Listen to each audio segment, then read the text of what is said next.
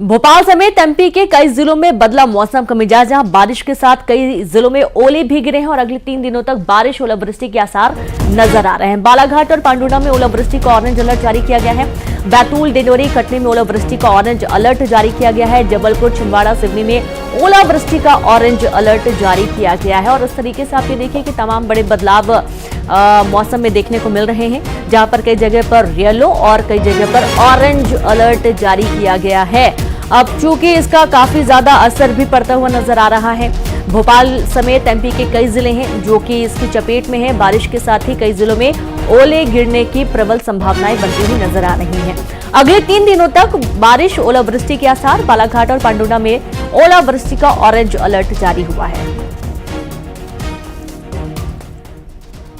और चलिए एक बार फिर से जुड़ेंगे बालाघाट से, हमारे साथ सहयोगी प्रशांत कटारिया जी जुड़ गए। प्रशांत जी, अब चूंकि हम कुछ देर पहले बात कर ही रहे थे कि मौसम में अच्छा खासा बदलाव देखने को मिल रहा है, ओलावृष्टि और साथ ही ऑरेंज अलर्ट भी जारी किया गया है। जी बिल्कुल, ऑरेंज अलर्ट भी जारी। और आपको बताते हैं कि देर रात जमकर बारिश हुई थी, गरज चमक के साथ, बिजली की गरज चमक के साथ ही बारिश हुई थी।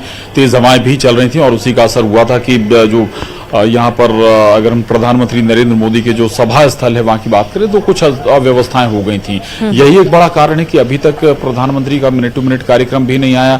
आखिरी टाइम में देखा जाएगा कि मौसम कैसा है, आगे कहीं और कोई प्रॉब्लम तो नहीं आएगी। हालांकि हम फिर भी जिक्र करें सभा स्थल का तो लगभग वाटरप्रूफ टेंट है, लेकिन फिर भी बहुत बड़ा हिस्सा ऐसा है जो ओपन है, जहां पे वाटरप्रूफ स्काई नहीं है, या फिर हम कहें कि वाटरप्रूफ टेंट जहां पर नजर नहीं आ रहा है। तो ऐसे में मौसम विभाग महत्वपूर्ण हो जाता है। आज की इस सभा को लेकर बहुत माइन्यूटली जो मॉनिटर की जा रही हैं जो सुरक्षा एजेंसियां हैं, और एसपीजी से जब तक क्लियरेंस नहीं मिलेगा आप तब तक मानिए कि 1% गुंजाइश लगातार बनी रहेगी इस दौरे के कैंसिल होने की। चूंकि ऑरेंज अलर्ट है और ऑरेंज अलर्ट के लिहाज से भारी बारिश अगर होती है तो फिर अव्यवस्थाएं भी गड़बड़ा सकती हैं।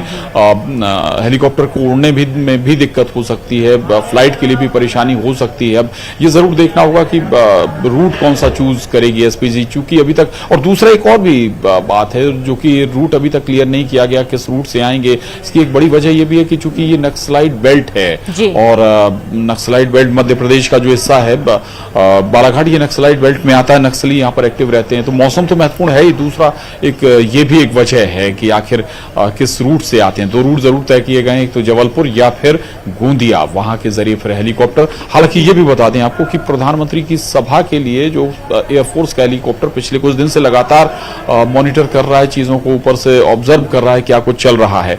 लेकिन फिर मैं मौसम की बात करूंगा, ऑरेंज अलर्ट है बालाघाट और वारा सिवनी में, और उस लिहाज से थोड़ा सा 1% आप जरूर मानकर चलिए प्रधानमंत्री नरेंद्र मोदी की सभा। बहुत शुक्रिया आपका प्रशांत, तमाम जानकारी साझा करने के लिए।